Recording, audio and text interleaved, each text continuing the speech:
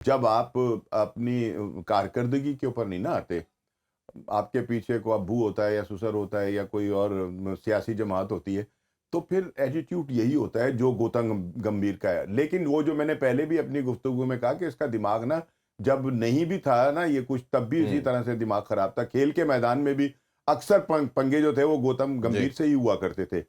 تو سوری، بات یہ کہ پھر اس کی وہ ایک نیچر ہے، اس سے وہ باہر نہیں نکل سکتا، ٹھیک ہے نا. اور اب تو پھر یہ ہے کہ چونکہ وہ کوچ ہے، لیکن کوچ کی یہ ڈومین نہیں ہے جو اس نے اب استعمال کی. اچھا تھوڑا سا نا ٹیسٹ میچ کے حوالے سے ان کو ایک اور صدمہ بھی پہنچا، وہ پاکستان کی طرف سے پہنچا. ان کو امید یہ تھی کہ ہم شاید ساؤتھ افریقہ کو نا ہرا وائٹ دیں واش کر دیں گے یا ہرا دیں گے، گے. تو پھر چانس پھر بھارت کا جو تھا نا ہاں بن سکتا تھا. وہ بن سکتا تھا. لیکن ہم نے ان کی ساری امیدوں کے اوپر پانی پھیر دیا خود ہار کر. تو وہ گرمی ان کو ادھر سے بھی چڑھی ہوئی تھی. ایک اور بات ہے جو ظہیر میرے ذہن میں آ رہی ہے کہ جتنی بری اور بدترین کارکردگی جو ہے نا آسٹریلیا کے اندر انہوں نے دکھائی ہے، اور اس کے پیچھے وہ ایک لڑائی بھی ہے کہ جو وہ نوجوان کے ساتھ ہوئی اور پھر ابھی رک نہیں رہی. پورا آسٹریلیا ان کے خلاف ہو گیا ہے یا نہیں. صحیح. کیا وہ لوگ آتے ہیں، آ کر بیٹھ کر ان کو جھکتے مارتے ہیں، ان کو گالیاں نکالتے ہیں، اچھی طرح ان کا دماغ خراب رکھتے ہیں گراؤنڈ کے اندر. اور نتیجہ یہ ہوا کہ ان کی پرفارمنس خراب ہو ان گئی. کے پلیئر نے بھی کیا کہ وہ عثمان خواجہ کو آؤٹ کرنے کے بعد ہاں وہ اس کی طرف نہیں جا رہے، اس بچے کی طرف سارے آ رہے اسی کو جا کر وہ کہہ رہا تھا کہ یہ دیکھیں یہ. تو یہ ساری چیزیں جو ہے نا، یہ میرا خیال ہے کہ جو ہاں پھر میرے ذہن میں وہ نکل گئی تھی بات آگے. انہوں نے اس اپنی بدترین کارکردگی کو چھپانے کے لیے نا یہ ایک ہو سکتا ہے یہ سٹینڈ چلایا ہو کہ ساری توجہ ہے نا کھیل سے ہٹ جائے کہ انہوں نے کیا کیا ہے اپنا آسٹریلیا کے اندر، اس لڑائی کی طرف آ جائے کہ یار ایک ہی ہوا ہے. ٹھیک ہے نا، یہ بھی پاسبل ہے، یہ بھی ایسا ہو سکتا ہے کہ انہوں نے اس تمام چیز کو کہ لوگوں کا، عوام کا غم و غصہ جو ہے نا وہ کھیل کی طرف سے ہٹ جائے کہ یار انہوں نے گراؤنڈ کے اندر کیا کیا ہے، اور ان کی ساری توجہ جو ہے نا وہ گوتم گمبھیر اور دنیا صرف پرفارمنس کو دیکھتی ہے، دنیا بھول جاتی ہے. بات پتہ کیا ہے، یہ بھی ہو سکتا، یہ بھی پاسبل ہے. اگر ایشیا کی ٹیم کوئی فلائی کرتی ہے آسٹریلیا، جی تو ہم ایک سڈن سپوز ہم تینوں بیٹھے ہم ایک انالیسس کرتے ہیں کہ یار کتنے چانسز ہیں وہاں جیتنے کے ایشین ٹیم کا. جی ہم کہیں گے یار 20 سے 25%. ایسے ہی جی وہ 20-25% تو رزلٹ دے گئے. وہ 4 ٹیسٹ میں سے ایک جیت گئے تو کون سی کوئی انہونی ہوگی. نہیں، لیکن وہ 2 دفعہ جیتے ہوئے تھے نا. ایک دیکھیں ان کے پاس کریڈٹ پہ وہ بھارت از دا اونلی سائیڈ لیکن اس میں جس نے وہ ون دا سیریز. ایک تو ہارنا ہوتا ہے یار، ہار جاتا ہے بندہ لوڈ لڑ کر ہارے. اگر ہم دیکھیں تو یہ 4-1 ہونا تھا برسبن کا میچ. اگر بارش کی وجہ سے واش آؤٹ نہ ہوتا تو وہ میچ تو 100% بھارت ہارا ہوا تھا. تو یہاں سے اندازہ لگاؤ کہ بات یہ ہے کہ اس وقت کنٹریبیوٹ کرتا تھا ویرات کوہلی کہ 60-70 رنز کی نہیں کھیلی. آپ کا جو 220-240 پہ آؤٹ ہوتے ہیں وہاں پہ آپ 400 300-350 ہاں جی. کیونکہ اگر 400 رنز کرنے ہو تو آپ کو 2 سے 3 70-80 چاہیے ہوتے ہیں. اس کے بعد 30-40 کی کنٹریبیوشن آپ کو 400. اچھا یہ ایک سیکنڈ میرا کوشچن کا پارٹ یہی تھا جو آپ نے ذکر کیا ویرات کوہلی. ویرات کوہلی ہمیشہ رنز کرتا آیا، بڑی فتوحات، کل بھی ہم نے اس پہ ڈیٹیل میں بات کی. اب ایک طرح آؤٹ ہونا، اس پہ بھی ہم نے کل ڈسکشن کی کہ ایک ہی طرح آؤٹ ہو رہا ہے. اب ڈبیٹ یہ ان کی کنٹری میں شروع ہو چکی ہے دوسری روہت شرما کے ساتھ کہ اس کو کیوں آپ سارے پریولیج دے رہے ہیں. کل تو کپتانی بھی کر رہے تھے، جب وہ بیک اسپازم ہوا بمراہ کا تو وہ کپتانی کرتے ہوئے بھی نظر آئے. اس نے کہا جی اس نے ایسا کیا کیا کہ یہ پورا فلاپ ہوا ہے نیوزی لینڈ کے اگینسٹ اور یہ میچ کھیل رہا ہے، اس کو کیوں باہر نہیں بٹھایا جا رہا اور اس کے ریٹائرمنٹ کی بات کیوں نہیں کی جا رہی. اس کو بھی بیٹھنا چاہیے. یہ بھی ایک اب ان کی کنٹری میں بات ہو رہی ہے. یہ لابی کی ہے نا بات، اس کی لابی تگڑی ہے، وہ ملا ہوا ہے اس کے ساتھ.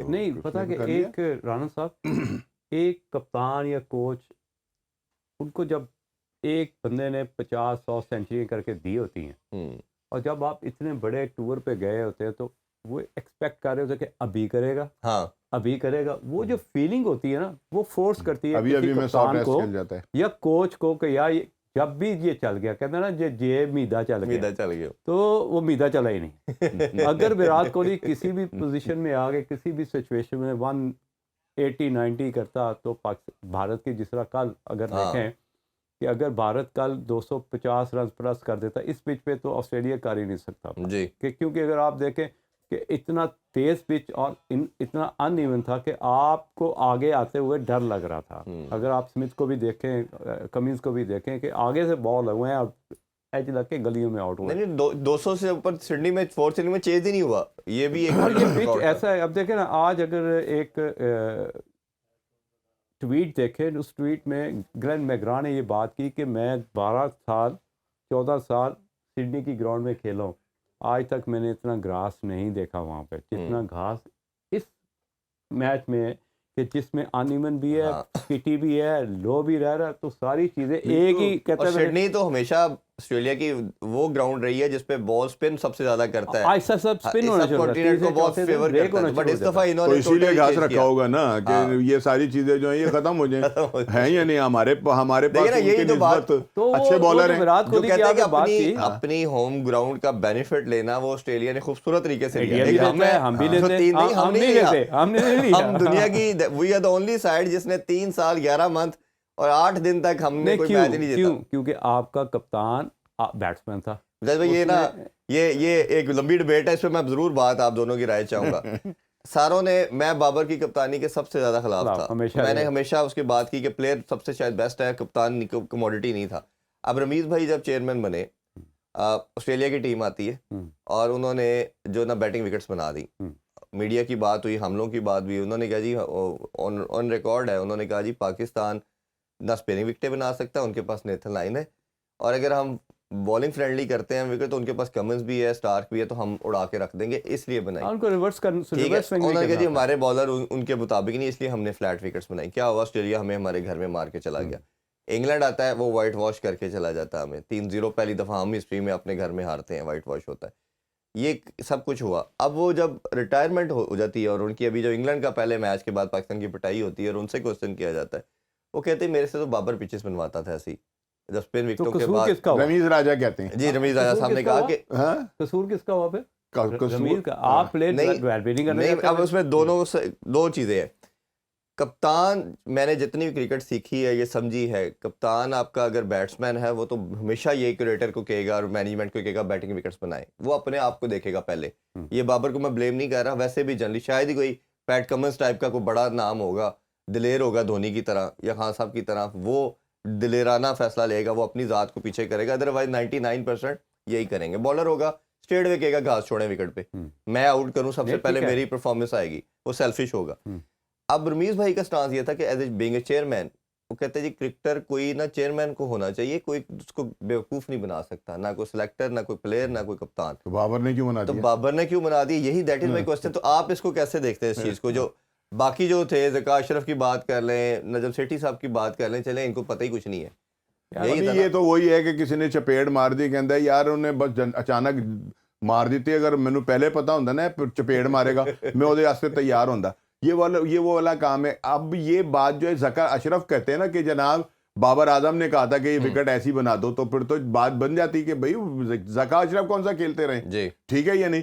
لیکن رمیز راجہ جو جن کی ساری زندگی ہی کھیلتی اور ایز اے بیٹسمین وہ کھیلے, ٹھیک ہے نا, ورلڈ کپ کی ٹیم کے اندر بھی وہ شامل تھے, کرکٹ کو سمجھنے والے بھی ہیں, دنیا بھر کے کرکٹ کو اپنی آنکھوں سے دیکھ رہے ہیں, اس پر تبصرے کر رہے ہیں. سب سے زیادہ ایکسپوجر ان کا ہے. اگر وہ یہ کہتے ہیں کہ جی بابر نے کہا تھا کہ ایسی وکٹیں بنا دو, تو پھر یہ تو قوم کو بیوقوف بنانے والی بات. اس کا مطلب پھر آپ کے ہاتھ میں کچھ نہیں تھا, آپ بیوقوف تھے کہ آپ سے کچھ بھی نہیں ہو سکا. آپ بابر کو یہ کہہ ہی نہیں سکے کہ یار یہ پاکستان کے لیے کھیلنا ہے, پاکستان کے لیے وکٹ بننی ہے یا تمہارے لیے وکٹ بننی ہے, ٹھیک ہے نا. دوسری چیز یہ کہ آپ کے پاس ایک فنڈامنٹل ایک پروون پریسیڈنٹ تھا کہ آپ نے سب کانٹیننٹ یا دبئی کے اندر اپنی 8-9 سال ٹیسٹ میچز کھیلے اور وکٹریز کیسے حاصل کی, سمپل سپننگ ٹریک بنا کے لو باؤنس سپننگ ٹریک کے اوپر جیتے. اور وہی عاقب جوید نے کوئی معجزہ نہیں کیا, بتا دیا صرف وہی چیز کی جو ادھر ہو رہی تھی.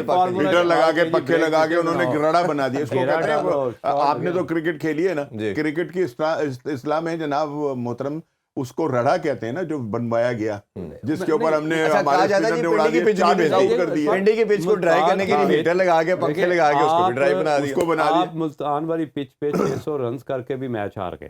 جی ایسا ہی ہے, اگینسٹ انگلینڈ. یہ بھی ایک ورلڈ ریکارڈ بنوایا ہم نے. اچھا, اس کا ایک سمپل فارمولا ہوتا ہے کہ یار اپوزیشن بہت اٹیکنگ کرکٹ کھیل رہی ہے, اس کا حل کیا ہے؟ حال ہی یار ایسی پچیں بناؤ جہاں پہ گیپس نہ ملے یا لافٹنگ شاٹس نہ ہو, وہ ہے بریک ٹو پچ. اس میں کون سی ایسی راکٹ سائنس ہے یار کہ اگر عرفان کو کہو یار عرفان آئے یار ٹیم بناتے ہیں یار اگلے 2 میچوں میں کس طرح کی ٹیم بنانی ہے, ایسا کہ وہ فاسٹ کرکٹ کھیل رہے، ہم نے ان کو اس طرف لے کے نہیں آنا. تو جہاں پہ بریک ہوگا وہاں گیپس نہیں ملتے. یہ تو جی ایک میتھڈ ہے. تو پھر ہمارے پاس بریک تھا نا، ہم نے تو ایسی وکٹیں بنائی نہیں، ہم نے تو نہیں آخری 2 ٹیسٹ میں جب یہ میرا خیال ہے کہ قبرستان آپ نے 2 ٹیسٹ میں جیتے نا، وہ کرتے ہوئے کون سا آئنسٹائن چاہیے تھا پاکستانی بورڈ کو جس کو یہ سمپل لاجک سمجھ نہیں آ رہی؟ یار اس میں کون سے راکٹ سائنس